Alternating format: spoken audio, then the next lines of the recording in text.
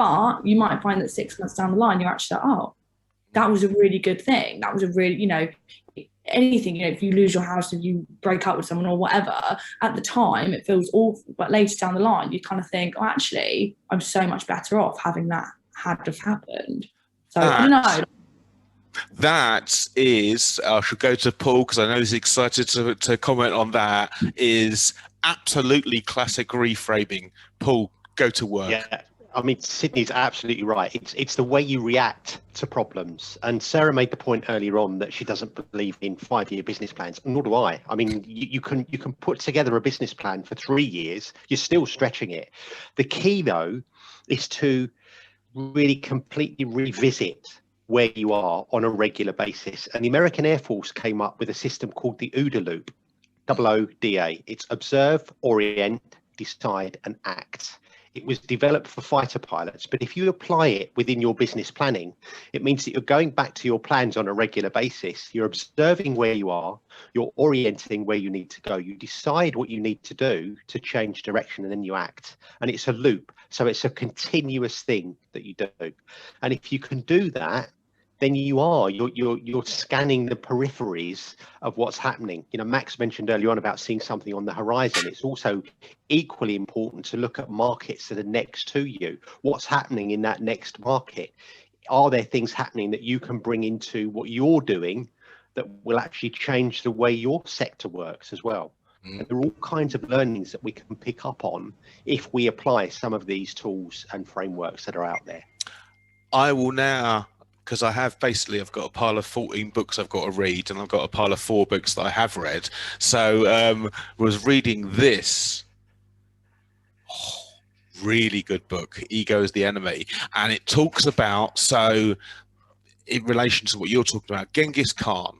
I think I didn't know anything about him before. All I knew is like the Mongols and raging across Europe and Asia, pillaging and burning and all that sort of stuff. But actually the reason that his empire was so successful and maintained after his death, for about 400 years after his death, was because, yes, he was a savage and murdered everyone, but he promoted the artists and the theatres and the philosophers and the teachers to maintain culture. Because I think the point was, and I don't know this to be true because obviously I wasn't there, but I think it would say that when culture lives, people can deal with things more effectively, going back to what Sydney's saying. And I think you can't as well, like with regards to the unknowns and things like that, it's almost like you don't have a choice. Whatever happens, you've got to move on, you've got to get over it, you've got to move forward. Like, what is the alternative? I remember it's really stupid. There was like, I don't know if you guys watch like Grey's Anatomy, but there was this line once that someone said, and she was like, adulthood, it's like the carousel never stops turning. You can't get off. You just got to keep going. And it sounds silly because it's just from a TV show, but it really made me stop and think, because, these unknowns may not be what we want, but they're going to happen. But you just need to figure out, as I said, I couldn't get a job in an agency, so I figured out a different way to start my career. I had to, because what was the other option? There wasn't one. You just kind of have to go with it.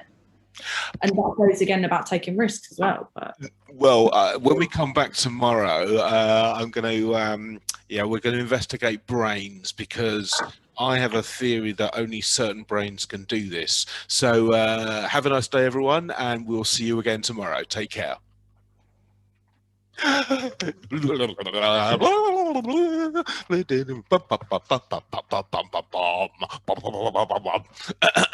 Right.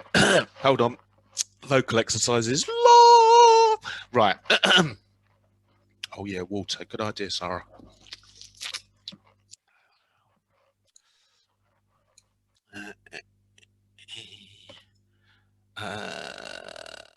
What was the last thing you said, Sydney? Because I knew what I was going to say. About you can't, like, you've got no choice. You just got to go with it. Choices. That was it. Yeah. Cool. Hi there, LinkedIn family. Jonathan here again from Some Talented People, and we get deeper into our discussion about setting moonshot goals. So, Sydney pointed out in the last episode that whether you like it or not, It doesn't matter because it's going to happen. And it's all to do with how you deal with the problem. Now, I found out just a few years ago that I'm dyslexic, that I have what's called a neurodivergent brain, and that I experience things multi-perspectively all of the time. And the freedom, oh my God. So for me, the world literally is in flux all of the time. And people tell me things that for them are absolutely solid. And for me, it just isn't. So Max, you and I share a label. Are you happy to talk about it? Dyslexia. Yeah. Yeah. I've never been kind of formally labelled it, but it kind of I only found out when I was an adult, probably like you as well. But, you know, struggling in school, not conforming, often ended up with me being suspended for whatever reason or whatever, and there was no, yeah, for me, my teachers just thought, you know, it was an educational thing, whereas actually I just thought differently to other people, and I don't think it is a disability in any way whatsoever. No, definitely not. A guy who's a dyslexic guy as well. I think it helps if you think in other ways and come up with new solutions or problem solve in a way that other people. You talked about Genghis Khan in the last episode. I'm pretty sure he was dyslexic as well, because he was like, well, you know, everyone rides a horse and then stops, feeds the horse and sleeps. Well, why don't we just get a row of horses ready and get a rider to just jump onto the next one every time, and that's how we're going to travel 10 times faster than everyone else. Wow. You don't think of those solutions if you're kind of going through the process, being educated in a standard way and being told exactly what. So yeah, I think well, it's interesting because in that, I don't know if I talked to you about that book, The Gift of Dyslexia, but basic verbal reasoning, so the way most people are trained, is only as fast as you can speak. And so even if you speed your voice up electronically, you can only understand about 250 words a minute. Whereas I know, and you know, that we are constructing in our minds, and Sydney actually as well, we're constructing in our minds things that exist that represent our dreams and wishes and desires and what we want to manifest. And I know you can, and I fly through, disassemble, reassemble, reconfigure all in my head. And the amount of text that would take, so that book of mine, 400,000 words, you know what it really says? Don't treat children like bastards. That's all. So, Paul, in what way are you different? How is it you can see? I think having empathy is really important, and making sure that you put yourself in the place of the person that you're dealing with. So in the case of me, it's a client.